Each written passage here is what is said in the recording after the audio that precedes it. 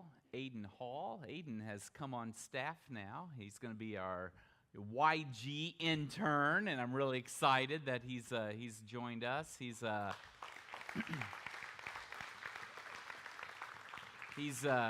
sitting over here with his new beautiful wife of, is it been 1 month? 1 month, yes. And so be sure to reach out and connect with him. Aiden is a senior right now at Central Christian College, and we're really excited to have him. I started last week a sermon series that you've never probably heard before. You probably have never heard of the guy Agur, and you probably never will again. He only wrote 1 chapter in the Bible. It's the book of Proverbs, chapter 30. And last week, we scratched our heads at his writing as he began his chapter. Solomon slapped his chapter at the end of his book, and he starts off in this book of wisdom saying, I ain't too smart, and I don't have a lot of wisdom, but I know God does, and I know God's word is flawless. So the wisdom that Agur offers, he's this guy who's kind of rough around the edges. He calls himself a brute, but he brings this wisdom of humility and knowing that God is greater than I am. And that's the wisdom that all of us should have. And now today we're going to look as Agur turns in his chapter and he offers a prayer up to God. It's a short prayer. He only has 2 requests in the prayer. It's interesting. I read this little prayer, though, and I'll be interested if you think the same. I just hear hints of the Lord's Prayer as I read Agur's prayer. Not the whole thing. It's actually shorter in its desire than what Jesus' prayer was that he teaches us, that we quote often. But in his prayer, he's going to pray that there's certain sins that are kept away from him. And he's going to pray for his daily bread. Don't worry, I'm not accusing Jesus of plagiarism. I'm just saying they're similar. So let's look at Agur's prayer here. He begins before he prays, letting us know how many things he's going to pray for. 2 things I ask of you, Lord. Do not refuse me before I die. 2 things. I was told you're never supposed to say the word things. I have 2 requests here. 2. And these requests are big. I'm not praying for something just right now, today, what's before me. These are 2 of my lifelong prayers. They are beacons in my life. They direct my true heart's desires. Do you have any prayers like that in your life? Where yes, you might pray because you lost the keys and you're saying, Lord, help me find those keys. Oh, there they are. Yes, you might pray because someone sent you a message and said, will you pray for me? And you're like, yes, I will pray for you right now. You might have prayers that you pray for dinner. But are there any prayers in your life that you pray all the time? It's your big desire, and you're like, Lord, this is what I want you to bring about in my life. I think for some, especially mothers, their lifelong prayers are for their kids. Lord, keep my kids safe, and I want them to know you. Keep them in church. It's my lifelong prayer that my children know you and are with you. Anyone have a lifelong prayer like that? Is there anyone that has a lifelong prayer that deals with your impact in this world? Lord, I want to bring as many people to Jesus as I possibly can. Open my eyes. Let me see the opportunities before me. Anyone have a big prayer like that? And it's a prayer you continually come back to. I have a prayer I prayed many times. It was my lifelong prayer. I prayed that the anger that was inside of me would die and would not infect my children. I prayed that so many times. Lord, kill this anger. I don't want to be an angry man. I want this anger gone, and I don't want my children to have the same anger. Kill it in me, Lord. Destroy it. It was a prayer that I just prayed all the time. Do you have a lifelong prayer? Well, here's Agur's, and Agur's lifelong prayers are wise. If there's anyone that doesn't have a lifelong prayer, you can steal his. He has two really good ones, and they're very wise and insightful ones. Here's the first one. Keep falsehood and lies far from me. That's his first prayer. Lord, this is what I want with my life. Before I die, I pray that you would bring this about within me. What is it? I don't want anything to do with falsehood and lies. That's his first prayer. That's interesting, isn't it? So let's review. I think we all know this, but just in case. We all live in the same universe. And we live in a shared reality. And this reality is objective. There are facts, there are principles, there are laws that are true and that you can't change just by wishing they were different. They're independent of our understanding and our beliefs and our thoughts. We share this reality together. This is why mathematics works. And mathematics works in my house the exact same way it works in yours. There's a real world. And Agur knows this. And Agur knows we need to do what we can to match reality. I don't want falsehood and lies to come into my life. There's a tremendous danger with falsehood and lies.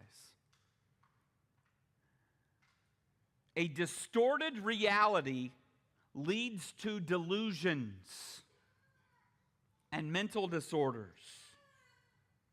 Chronic deception is confusing, and it destroys relationships.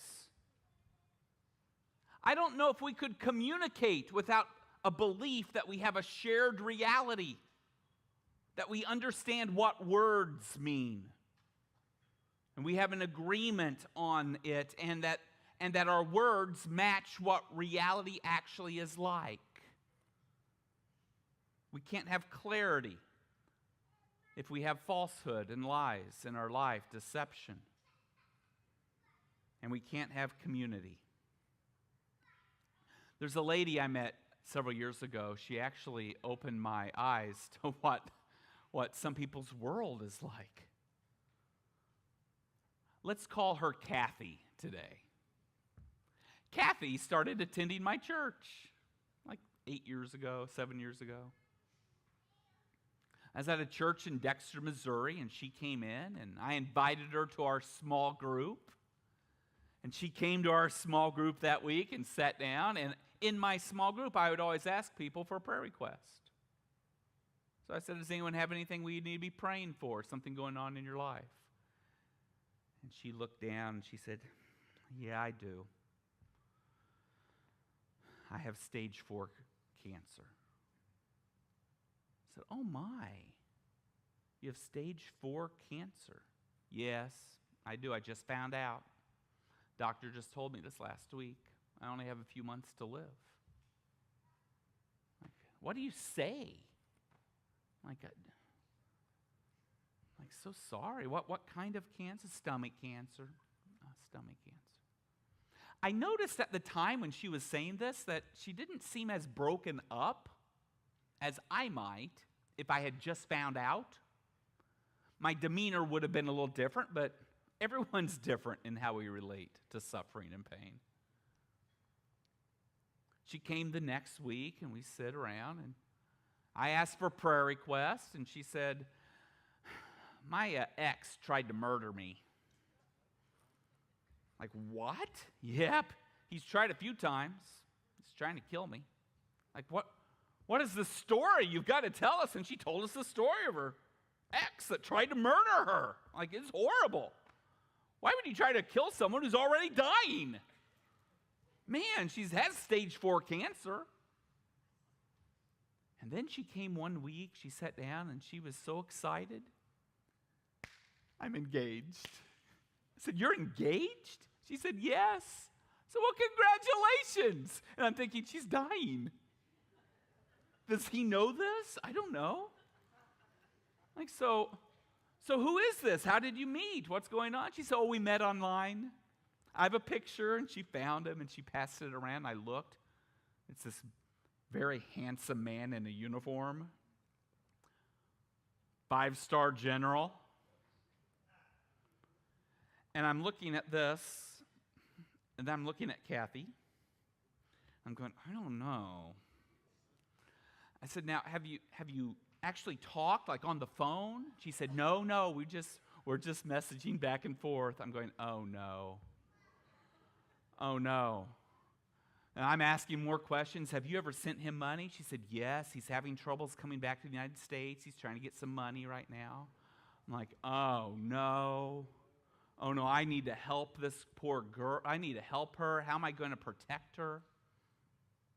So I'm trying to be kind in front of everyone. You need to be careful, especially online. It may not be the type of person that you're thinking, It may not actually be. There's something called catfishing. Have you heard of that? She's like, oh, I don't think. You think? I said, maybe. You might want to study.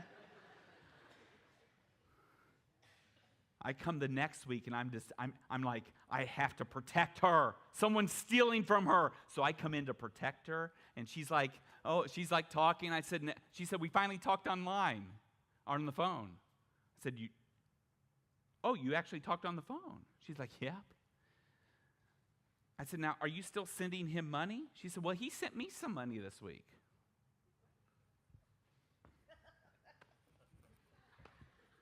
I don't understand.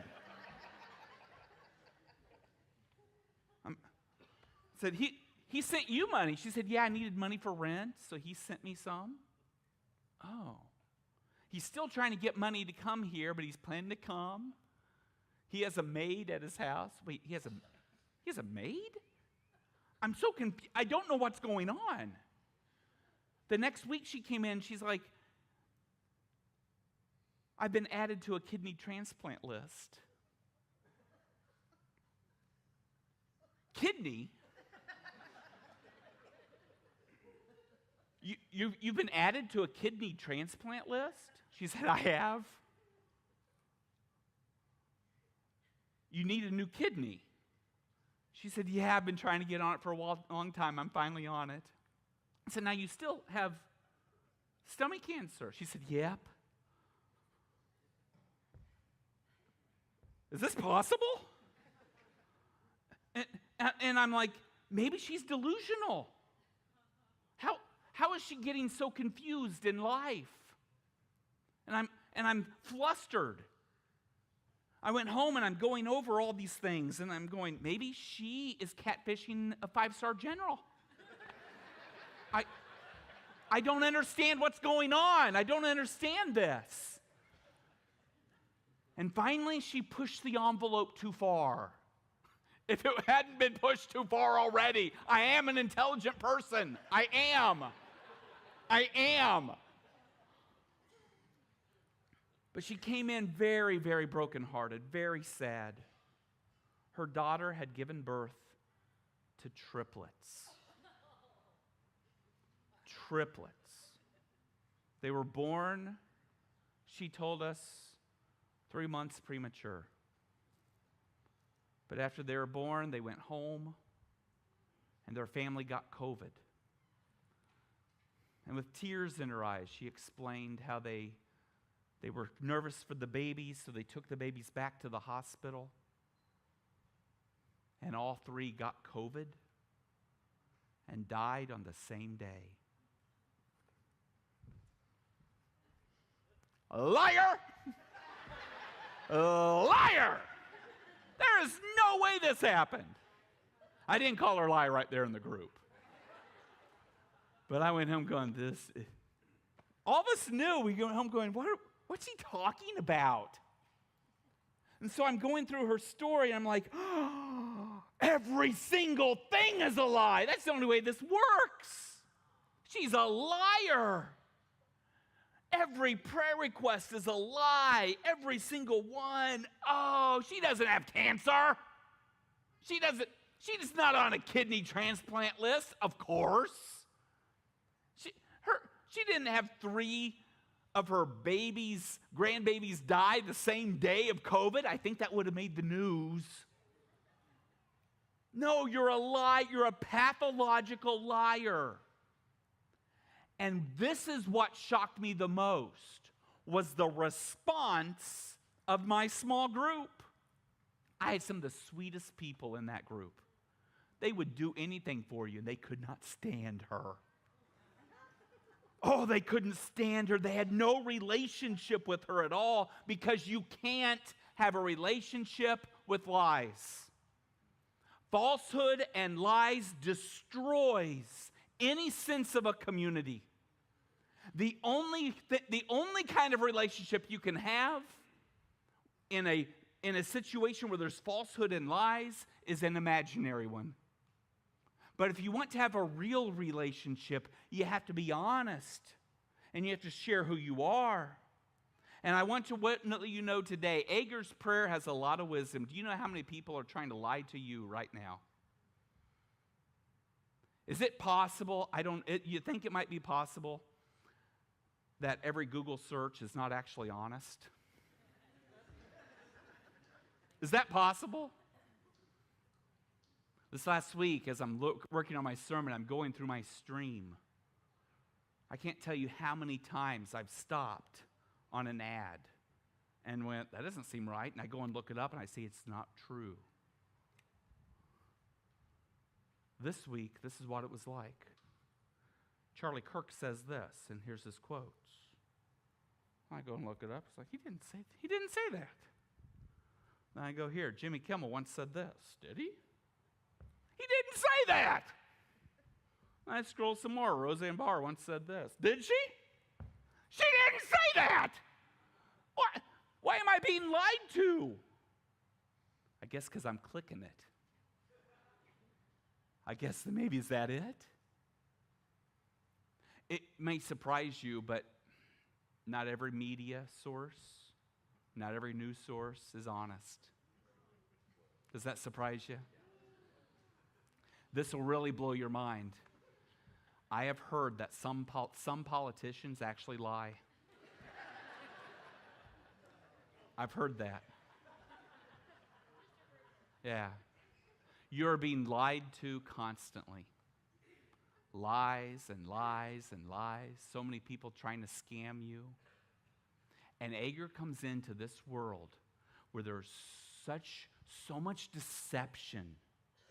And he's like, keep falsehood far from me. Keep lies away. That was his prayer. I want all of my beliefs and all of my knowledge to match reality. What's true? And once we get away from, the farther a society gets away from the truth, the more messed up that society and the more divided that society will become. We have to ground ourselves in reality. That's what you and I must do. Why do we lie? I told a lie not that long ago. I really pondered, why did I lie? I lied. For no reason.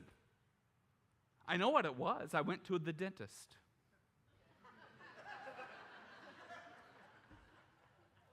It was a new dental hygienist. I sat down in that chair, and she came over, and this dental hygienist, she's sweet, but she was starting to really irritate me. She was telling me all these things that, of course, I'm a full-grown man, I know this. I know. And she's telling me everything with a little bit of she's condescending and kind of treating me like I'm a little kid, and it was annoying. And then she started asking me questions with obvious answers just so she could teach me more stuff. And I didn't want to learn anything else. So I'm laying in this chair, and she's working in my mouth, and then she paused, and she sat back, and she said, do you ever, and the question was so stupid, do you ever eat or drink anything with sugar in it? And immediately I said, no.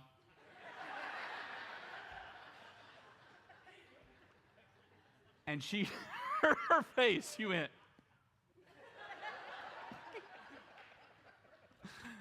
And she didn't say anything. She just kept trying and working. I'm going, what's she thinking, right? Does she know I lied, or does she think I'm stupid? I don't know which one it is. I don't know. And then I left there going, where'd that come from? Why'd I lie? And why'd I lie so quickly and easily? How'd that just fall out of me?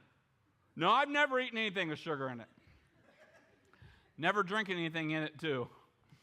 No sugar. And I think our lies, there's a lot of different reasons we lie. Sometimes we do it because of pride. I think that's why I was doing it. I didn't want to learn from her. And there was some pride that was like, no, I would rather lie to you than be honest and say, yes. And I know sugar's bad for me. Sometimes we lie to get out of trouble. Sometimes we lie to look better to others. There's a lot of different reasons we lie. Our falsehood and our lies sever our relationships with other people, and Agur knew this, and this was a prayer for his whole life. Perhaps you should adopt this prayer. Lord, keep falsehood and lies far away from me. And then here's his second prayer. He prays, very interesting, give me neither poverty nor riches, but give me only my daily bread. And this is not a prayer for contentment. It's a prayer for dependency. He then explains, he goes, otherwise I may have too much and disown you and say, who is the Lord? Or I may become poor and steal and so dishonor the name of my God. It's kind of wise, isn't it? He's like, I don't want to be too poor, because if I am, I might fall into crime. I don't want to go there. But just as there is danger, spiritual danger in poverty, I see spiritual danger in great wealth as well. Because if I don't need anything from God, will I ever go to Him for my needs? Instead, Lord, keep both of these away from me and put me in the middle. And just give me my daily bread, so that every day I wake up needing something from you right now. Lord, today I need something from you.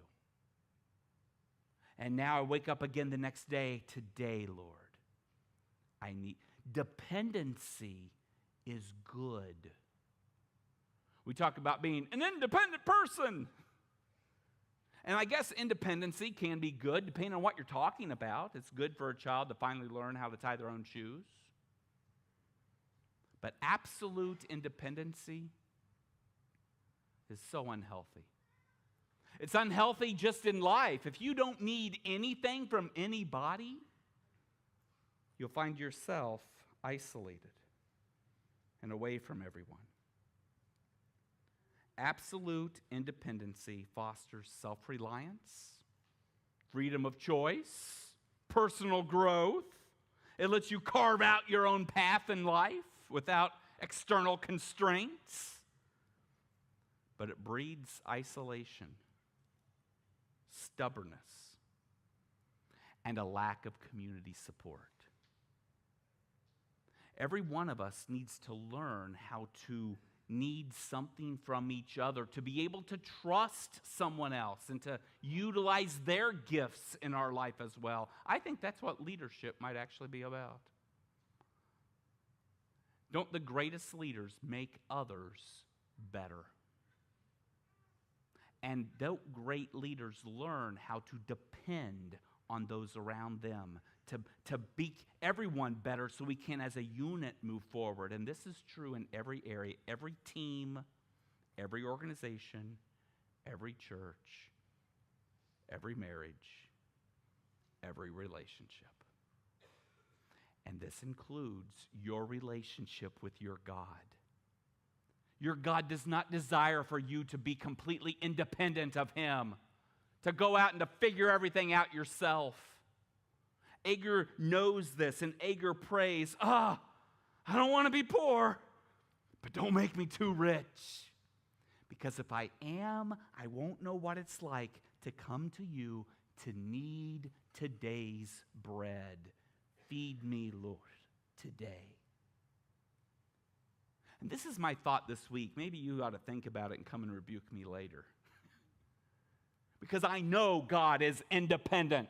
He is absolutely independent, isn't He?